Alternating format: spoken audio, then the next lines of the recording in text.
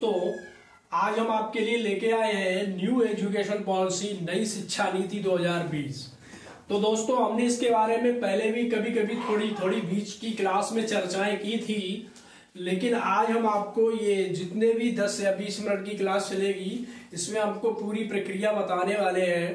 ठीक है, क्योंकि इससे सीटेट में क्वेश्चन तो बनेगा ही, क्योंकि सीटेट का काम ही है कि शिक्षा के क्षेत्र में कहाँ क्या हो रहा है, इस तरह की चीजें सीडीपी में बनती है दोस्तों। तो यहाँ पे पहली बात हम आपको बता रहे हैं कि जो न्यू एजुकेशन पॉलिसी है ये हमारी पहले जो इसका नाम था वो था मानव संसाधन विकास मंत्रालय, यानी MHRD। ठीक है, ministry of human resource development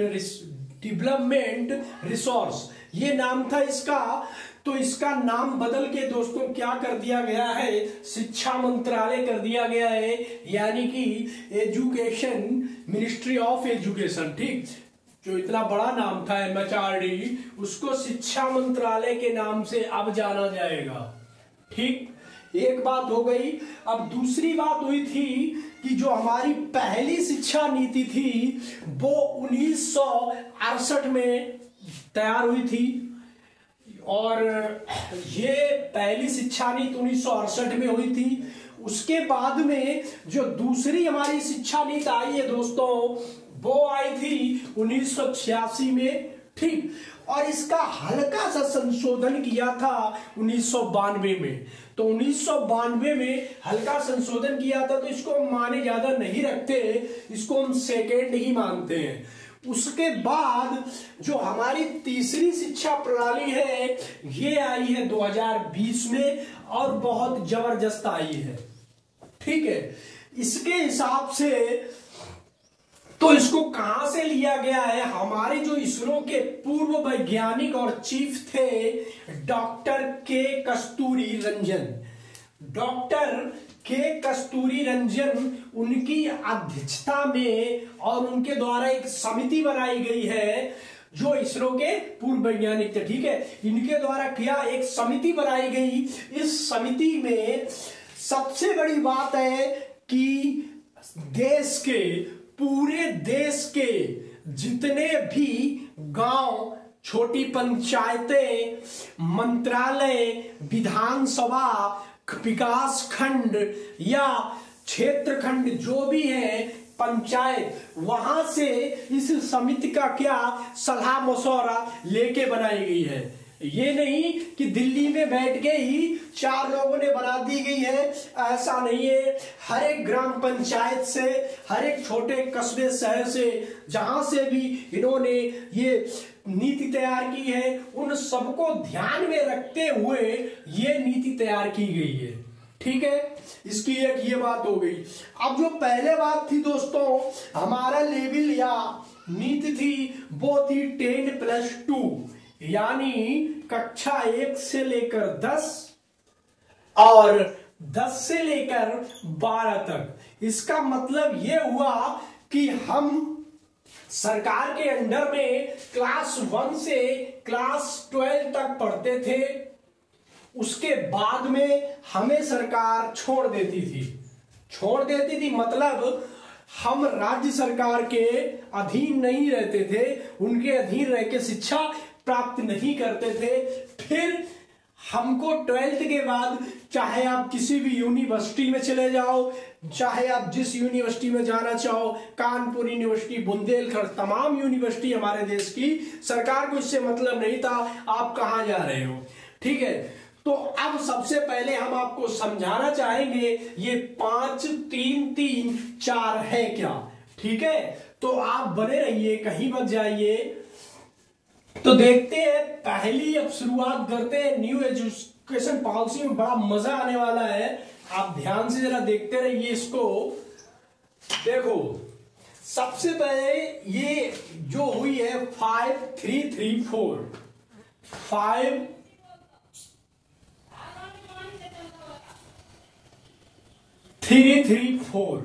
ये जो एजुकेशन पॉलिसी आई है, अब हम इसके बारे में बात करेंगे। सबसे पहले आते हैं 5 पे। पहला पॉइंट है 5। तो 5 साल क्या होगा, पहले ये बात करेंगे। ठीक, 5 साल क्या होगा पहले ये बात करेंगे। ये कौन सी स्टेज है दोस्त, ये हमारी पहली स्टेज है और इसको हम बोलते हैं फाउंडेशन स्टेज।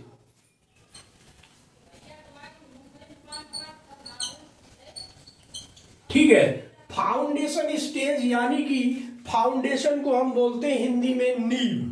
क्या बोलते हैं, नींव या नीचे का फाउंडेशन। आपने बहुत बार देखा और सुना होगा कि जब हम मकान बनाते हैं तो लोग कहते हैं नींव मजबूत होनी चाहिए, यानी हमारा जो फाउंडेशन है, जो हम फाउंडेशन डालेंगे वो मजबूत होना चाहिए। अब फाउंडेशन में कौन सा बच्चा आएगा, सबसे पहले इसमें क्या होगा, नो एग्जाम। क्या होगा दोस्त, नो एग्जाम। इसमें आपको कोई एग्जाम नहीं देना पड़ेगा। अब बच्चा क्या करेगा दोस्त, इसमें आपको, हमारा बच्चा इस फाउंडेशन स्टेज में हमारे साथ कितना रहेगा और कहां से रहेगा। देखो 3 साल बच्चा, 3 साल का बच्चा स्कूल में प्रवेश लेगा। फिर वो क्या करेगा, 3 साल का, और ये कौन सी क्लास होगी, पीजी, जिसे बोलते हैं प्ले ग्रुप का नाम चला था, बहुत सुना होगा, काफी पीछे से चल रहा है लेकिन इसका यूज अब होगा। ठीक, तो पीजी में 3 साल का बच्चा क्या करेगा, स्कूल जाएगा और वहां खेलेगा। सिर्फ क्या करेगा, खेलेगा। पहले दोस्तों क्या होता था कि हम लोग स्कूल जबरदस्ती भेजे जाते थे। ठीक, खेलने का कोई सिस्टम नहीं था। तो हम लोग जब छोटे थे या बच्चों की एज में बच्चे जो होते हैं वो डर जाते थे, स्कूल जाने में डरते थे, झिझकते थे। ठीक, उन्हें बोरियत महसूस होती थी। तो सरकार ने क्या किया, 3 साल तक बच्चे को स्कूल में जाएगा, कपड़े गंदे करेगा, खेलेगा और अपने घर चला आएगा। ठीक है, तो उसका LKG और PKG जो बोला जाता है प्राइवेट स्कूलों में, वो 3 साल में हो जाएगा।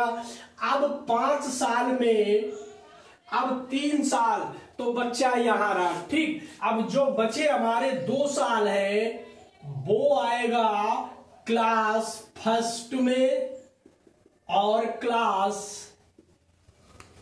सेकेंड में। ठीक, यानी कि जब बच्चा 5 साल का हो जाएगा, स्कूल जाएगा, तो 5वीं साल तक वो क्लास और फर्स्ट और सेकेंड क्या करेगा, पढ़ लेगा। तो इससे क्या होगा, अब बच्चे को खेलते ही खेलते पता नहीं चलेगा कि उसने क्लास फर्स्ट और क्लास सेकेंड क्रॉस कर ली है। ठीक है, तो पहले 5 का मतलब दोस्त ये हो गया कि इनमें क्या, 3 साल का बच्चा होगा, क्या कहा जाएगा, खेलेगा कूदेगा 1 साल। ठीक, फिर दूसरे साल में पहली और दूसरी क्लास क्रॉस कर लेगा। यानी बच्चा 5 साल का हो गया या 6 साल का हो गया तो उसने दूसरी क्लास क्रॉस कर ली। और नो एग्जाम लिखा है, इसमें यहाँ पे उसका कोई एग्जाम नहीं होगा, बच्चे का एग्जाम नहीं होगा। तो चलो अब हम आते हैं दूसरी स्टेज की तरफ जिसमें 3 लिखा हुआ है। ठीक है, तो अब इस दूसरी स्टेज में हम आपको बताएंगे इसमें क्या होगा। दोस्तों अब जो दूसरी स्टेज है हमारी, ये है प्रिपरेटरी स्टेज। इसमें भी आपको 3 साल का समय लगेगा। तो हमने क्या बताया था कि अब आपका बच्चा किस क्लास में पहुंच गया है, अब पढ़ेगा बच्चा 3rd to 5, 3 से 5 में पढ़ेगा। ठीक, 3rd to 5 पढ़ेगा। ठीक, ये प्रिपरेटरी स्टेज, इसमें क्या होता है, अब दोस्तों इसमें एग्जाम स्टार्ट हो जाएगा, एग्जाम स्टार्ट।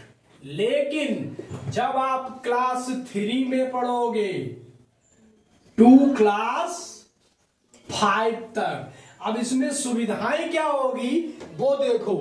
सबसे पहले क्लास स्टार्ट होगा और दूसरी कैसा क्लास स्टार्ट होगा, क्रियाकलाप वाला। क्रियाकलाप यानी कि एक्टिविटी करेंगे आप, एक्टिविटी करेंगे आप। ठीक है, वहां पे क्रियाकलाप करेंगे या कोई भी एक्टिविटी करेंगे।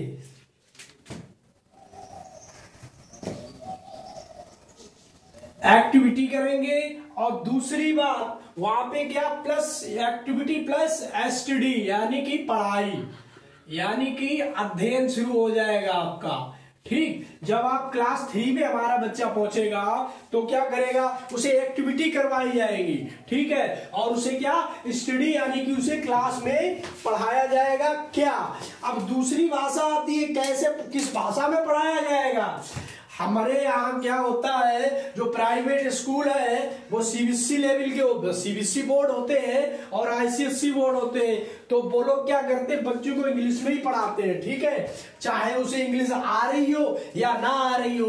लेकिन सरकार ने पता क्या कहा है, सरकार ने भाषा पे मुख्य चीज रखी है कि जो उसकी भाषा होगी, अगर वो चाहता है कि वो अपनी मदर लैंग्वेज में पढ़ेगा, अपनी मातृभाषा में पढ़ेगा, तो उसे अपनी मातृभाषा में पहले पढ़ना पड़ेगा। भाई मेरे दोस्तों, मातृभाषा क्या होगी, मातृभाषा होगी। ठीक, और दूसरी चीज क्या होगी, उसकी राष्ट्रीय भाषा, जो राष्ट्रीय भाषा है। ठीक है,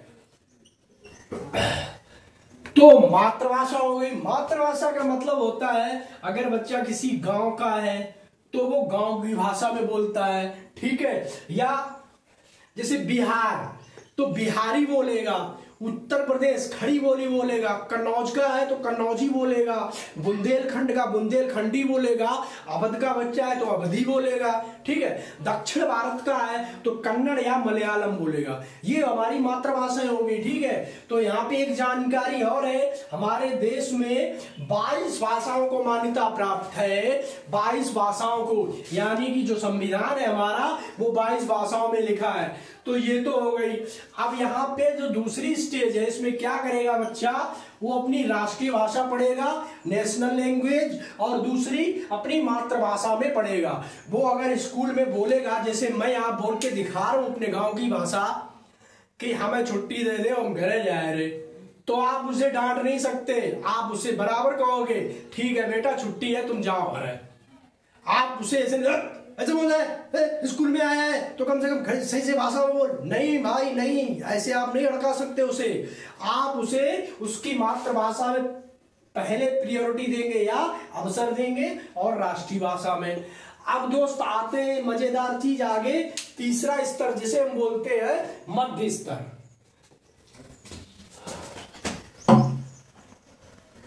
अब हम आते हैं आपके तीसरा स्तर यानी मध्य स्तर पे। तो इसमें मिडिल स्टेज में क्या होगा, आपको भारतीय भाषा तो पढ़नी पड़ेगी, यानी हिंदी लैंग्वेज। जब बच्चा इस स्टेज में कहा जाएगा 6 to 8, यानी कि ये वाली स्टेज पे आ गए हम, तीसरी पे है, तो यानी क्लास 6 से 8 में पढ़ेगा।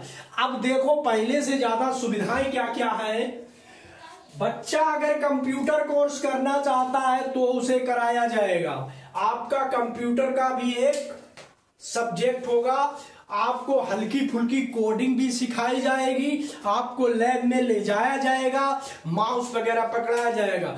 हमारे जमाने में हम जब बीएससी एससी इंटर पास कर चुके तब हमने कंप्यूटर छुआ जाके था। ठीक है, लेकिन अब क्या होगा, जब बच्चा क्लास 6 में जाएगा तो उसे कंप्यूटर की नॉलेज दी जाएगी कक्षा 6 से 8 तक। ठीक है, दूसरा वोकेशनल कोर्स के बारे में बात करें तो जो वोकेशनल कोर्स होता है वो आपका थोड़ा टेक्निकल भी कोर्स दिया जाएगा। वोकेशनल कोर्स या टेक्निकल कोर्स, जैसे कोई बच्चा है उसे सिलाई करने का शौक है, उसे किसका शौक है, अगर सिलाई करने का शौक है, कढ़ाई करने का शौक है, किसी लड़की को खाना बनाने का शौक है, यानी जो भी उसके अंदर की कला है, अगर वो उस चीज में डिप्लोमा या मतलब पढ़ना चाहता है तो उसको सिलाई का डिप्लोमा मिलेगा। अगर कोई मालीगिरी का डिप्लोमा करना चाहता है, बागवानी का डिप्लोमा करना चाहता है तो उसे वो भी दिया जाएगा। तीसरा कारपेंटर बढ़ईगिरी, ठीक है, या आप जिस चीज में भी करना चाहते हैं तो वो चीजें भी आपको सिखाई जाएंगी और उस चीज का बाकायदा सर्टिफिकेट दिया जाएगा। ठीक है, ये हो गया। मैथ और साइंस और आर्ट, ये तो चीजें रहती थी पहले में। तो यहाँ पे जो चेंजमेंट हुआ है ये दो चीजों का ज्यादा हुआ है। पहला कि कंप्यूटर कोडिंग आपको सिखाई जाएगी। कोडिंग का मतलब ये पूरी कोडिंग ही सिखा दी जाएगी कि आप जावा आवा सब सीख गए हो और सब बनाने लगे। हल्की फुल्की कोडिंग सीखना आ जाएगी और वोकेशनल कोर्स आपको कराया जाएगा जिसमें माली और बागवानी यानी जो चीजें आप करना चाहते हो करोगे। जैसे पहले जब मैं पढ़ता था तो एक चलता था कृषि विज्ञान, अभी भी चलता होगा, और लड़कियां उस समय क्या लेती थी, हाँ लड़कियां उस समय लेती थी गृह विज्ञान। ये कंडीशन थी कि लड़कियां गृह विज्ञान लेंगी, लड़के कृषि विज्ञान या साइंस या मैथ वगैरह लेंगे। लेकिन अब कंडीशन नहीं है, अगर लड़का चाहता है कि वो भी सिलाई कढ़ाई का कोई कोर्स करना चाहता है तो लड़का भी करेगा, और अगर लड़की चाहती है कि वो माली बागवानी या बढ़ईगिरी या वेल्डर का कोई काम सीखना चाहती है तो उसे भी सिखाया जाएगा। यहाँ पे जेंडर वादिता दोस्त खत्म कर दी गई है। बढ़ते हैं चौथे की तरफ। तो दोस्तों यहाँ पे हमारी चौथी स्टेज है सेकेंडरी स्टेज, ठीक है। तो इसमें क्या होता है, बच्चा कितने में जाएगा, क्लास 9 to 12, ठीक है। इसमें एक और फायदा बताया गया है कि अगर बच्चा क्लास 9 to 12 में फॉरेन लैंग्वेज यानी विदेशी भाषा सीखना चाहता है तो वो सीख सकता है। क्या सीख सकता है, विदेशी भाषा अगर वो सीखना चाहता है तो उसे विदेशी भाषा भी सिखाएंगे। यही तो एक बहुत अच्छा पॉजिटिव थॉट है हम लोगों के देश में कि हम लोगों को सारी भाषाएं सीखने की स्वतंत्रता है, ठीक है। तो हम लोग विश्व में कहीं भी जाके रह सकते हैं। और चाइनीज में, चाइना का क्या है दोस्तों, चाइना किसी की भाषा नहीं सीखता। चाइना में कोई अंग्रेजी नहीं सीखा मिलेगा आपको। चाइना वालों का सिलेबस भी चाइनीज में ही होगा, पढ़ाई लिखाई बोलचाल सब कुछ चाइनीज में होता है। तो यही कारण है कि वो लोग बाहर जॉब नहीं कर पाते हैं, क्योंकि वह बाहर जाएंगे तो चिंग चांग चू बोलेंगे, ठीक है। और वहां पे सबसे जरूरी यूएस लैंग्वेज या ब्रिटेन लैंग्वेज, ठीक है, जो हम लोग सीख लेते हैं तो हम लोग आगे बढ़ते रहते हैं। तो इस स्टेज में आपको क्या मिलेगा, फॉरेन लैंग्वेज भी सीखने को मिलेगी। दूसरी बात है, अगर आप 6 to 12 में है तो आपको नो स्ट्रीम का मतलब पहले क्या होता था, जब हम लोग 8वीं पास करते थे या 10वीं पास करते थे तो हमसे लोग पूछने लगते थे साइंस साइड हो साइंस साइड कि आर्ट साइड हो आर्ट साइड, ऐसे पूछते थे। लेकिन अब ऐसा नहीं होगा, अब आप दोनों सब्जेक्ट ले सकते हैं। जैसे नो स्ट्रीम में क्या है, आपको कोई बाधा नहीं है। अगर आप पढ़ना चाहते हो भूगोल तो आपको भूगोल भी पढ़ाया जाएगा, और पढ़ना चाहते हो आप फिजिक्स और भूगोल आपको पढ़ाया जाएगा। आप इतिहास पढ़ा, आपको इतिहास पसंद है, ठीक है, और आप बायोलॉजी भी ले रहे हो तो आपको मिलेगा, ठीक है। यानी कि आप कोई भी सब्जेक्ट ले सकते हो, ठीक है। और मल्टीपल सब्जेक्ट, वही तो बात कर रहे थे, तो मल्टीपल में आप कोई भी सब्जेक्ट ले सकते हो। दूसरी बात होती है क्रिटिकल थिंकिंग, मतलब होती है क्रियाकलाप की सोच, यानी कि तो क्रिटिकल थिंकिंग आपकी पढ़ाई पता कैसी होगी, जैसे जो बढ़ईगिरी सीखना चाहता है तो एक कमरा मतलब क्लास या लैब में आप जाइए, कीट ठोकिए, ये बनाइए वो बनाइए, कुछ भी बनाइए, आपको कोई दिक्कत नहीं है, उसके भी नंबर मिलेंगे आपको, ठीक है। तो सर्टिफिकेट क्रिटिकल थिंकिंग होगी। एग्जाम मोड आपको साल में पहले एक बार देना पड़ता था, वो छमाही परीक्षा होती थी दोस्तों, उससे मतलब नहीं है। अब होगी सेमेस्टर वाइज, यानी हर 6 महीने के बाद आपका एग्जाम होगा, उसका रिजल्ट आएगा और वो रिजल्ट कार्ड आपको मिलेगा, और ग्रेडिंग सिस्टम होगी, ठीक है। तो यानी कि अब 6 to 12 आपका क्या हो गया, सेमेस्टर पद्धति हो गई, ठीक है। अब हम बात करते हैं, अब आपने मान लीजिए 9 to 12 में क्या किया, इंटर पास हो गया बच्चा, ठीक है।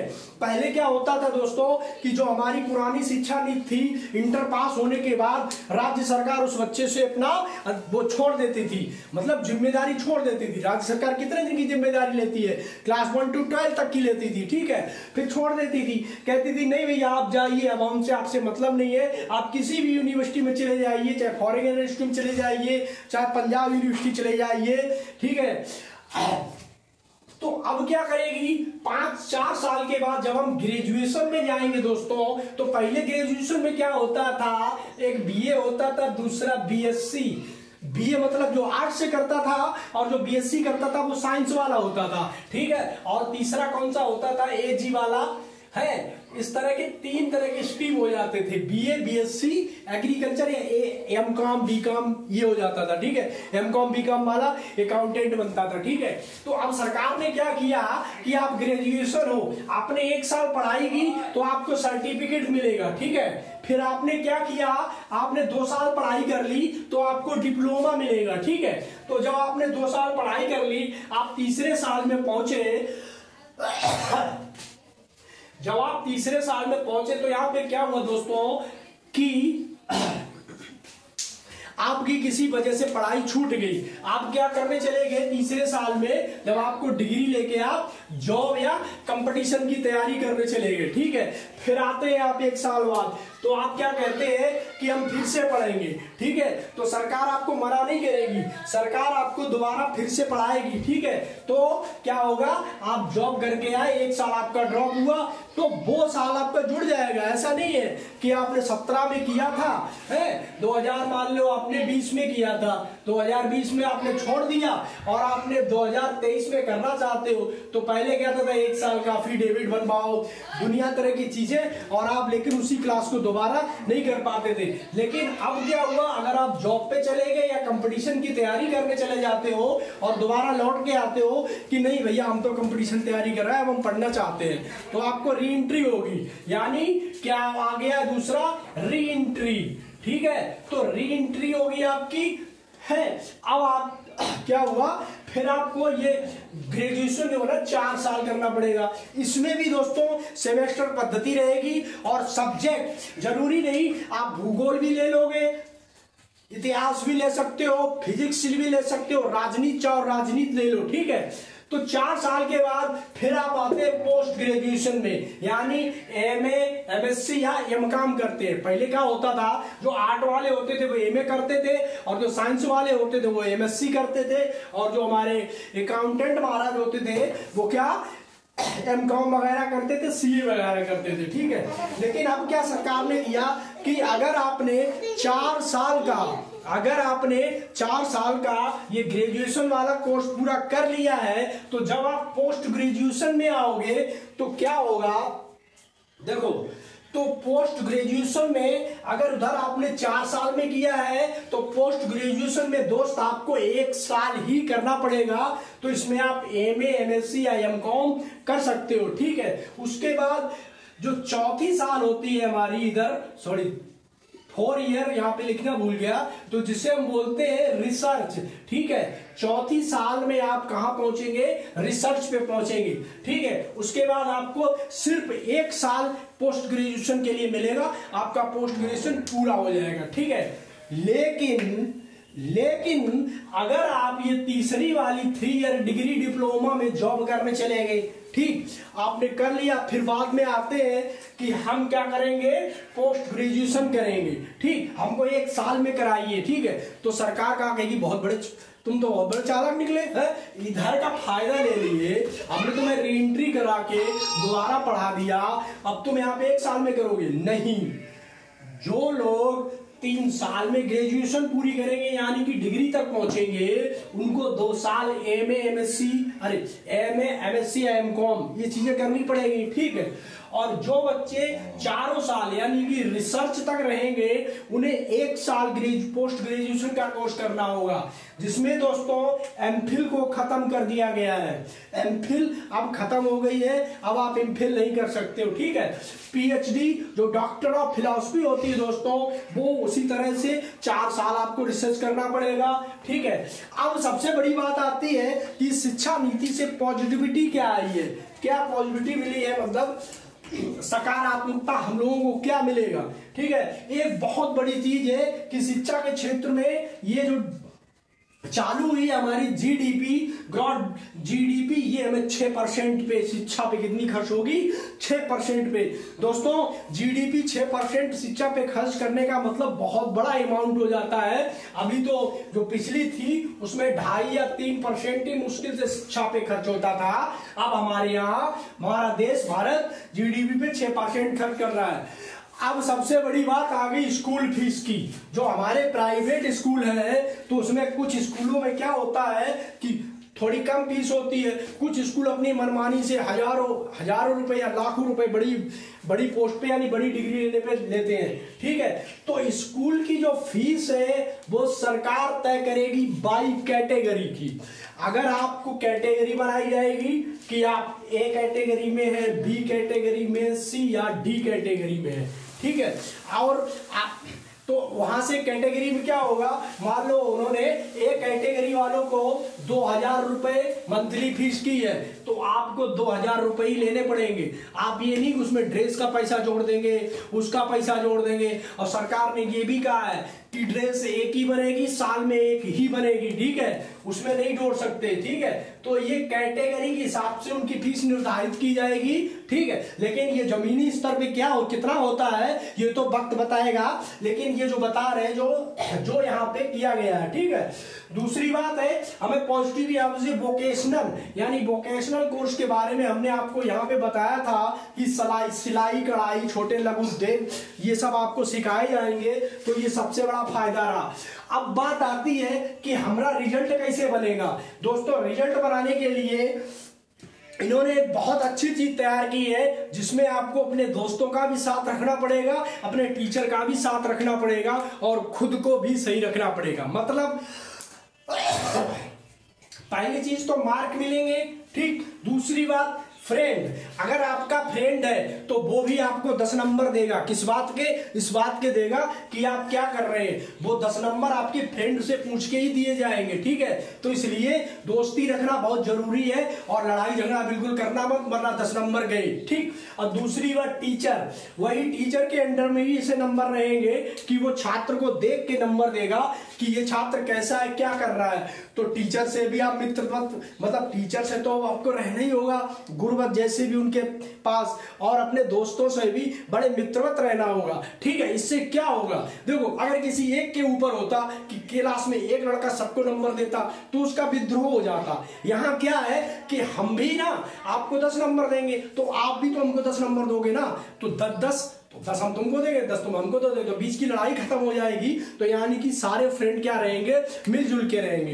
दूसरी बात आती है सेल्फ, जो लिखा है दोस्तों, तो सेल्फ के बारे में अपना सेल्फ असेसमेंट करना, अपने को आत्मसात करना। जैसे कोई लड़का होता है, हमारे यहाँ पे मिडिल क्लास या मिडिल लेवल की बात करते हैं, हिंदी मीडियम का, तो अपने आप को आत्मसात कर लेता है। वो पहले ही सोच लेता है 10th के बाद कि यार मेरे को मैथ कमजोर है, तो मुझे क्या करना पड़ेगा, साइंस भी नहीं ले सकता तो बायोलॉजी ले लेते, बायोलॉजी से काम चला लेंगे, क्योंकि अपने आप में उसने मंथन किया कि हम कहां तक है। तो आपको भी आत्मसात करके नंबर देना पड़ेगा। ठीक है, ये हो गया।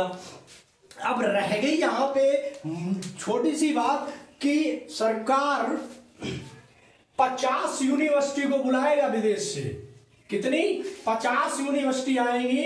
कौन सी 50? टॉप 50 वाली, दुनिया की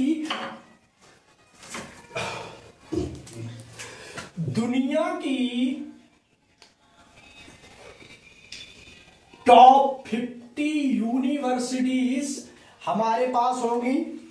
अगर हम चाहते हैं कि हम ग्रेजुएशन के बाद या उसके बाद क्या करें, वहां पढ़ना चाहें, तो दुनिया की जो 50 टॉप यूनिवर्सिटी है वही आएंगी। ऐसा नहीं पता लगे बांग्लादेश आ गया, उसने भी अपनी यूनिवर्सिटी खोल दी, उधर से अफगानिस्तान ने भी खोल दी, पाकिस्तान ने भी खोल दी।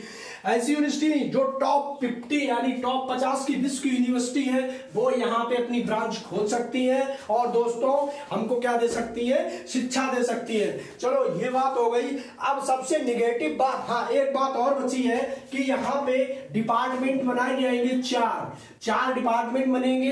पहला एक तो ये देखेगा कि कौन टीचर किस स्कूल में किस समय कैसे जा रहा है। दूसरा ये देखेगा कि पढ़ाई का स्तर क्या चल रहा है। तीसरा उसका पाठ्यक्रम बनाएगा। ठीक है, और चौथा देखेगा कि जो भी टीचर्स यहाँ रह रहे हैं या काम कर रहे हैं उनकी तनख्वाह या उनका जो भी पेमेंट है वो काम करेगा। ठीक है, यानी कि डिपार्टमेंट में आपको आप पढ़ा रहे हैं तो आप पे नजर रखने वाला भी होगा और सिलेबस वहीं से बन के आएगा।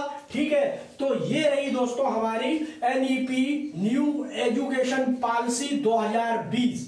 तो दोस्तों ये बिल्कुल बदल चुकी है, आप इसी में आइए और इस हिसाब से पढ़िए, ठीक है। अगर आप थोड़े जागरूक हैं और अपने देश के प्रति थोड़ा हित चाहते हो तो इस पॉलिसी को जमीन पे जरूर उतारिएगा, ठीक है। इससे हमने आपको बहुत सारे फायदे बता दिए हैं, सिर्फ एक नुकसान है इसमें, वो नुकसान ये है कि हमें इंग्लिश लैंग्वेज कमजोर हो जाएगी।